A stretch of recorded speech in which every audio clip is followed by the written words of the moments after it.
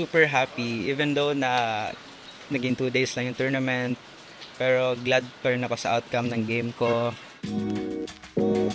For me, okay yung naging 36 holes kasi parang hindi na rin siya playable yung course. Pero if ever naman na natuloy, ready naman ako na paglaro for today. Mas memorable pa rin yung sa Iloilo sa akin kasi first win ko yun and 4 days yung event po na yan. Start ng year, medyo masama yung game ko and thankfully itong last tournament namin nanalo po ako and itong tournament na to para sa lolo ko na nagpapagaling ngayon sa hospital. And kung nanonood ka, Lolo, para sa ito, I love you po. This year, plan ko po mag-Asian Tour and hopefully makapasok ako para makasali ako ng international event for next year. Pag uwi ko po, paghahandaan ko po yun sa PCC, yung match play po.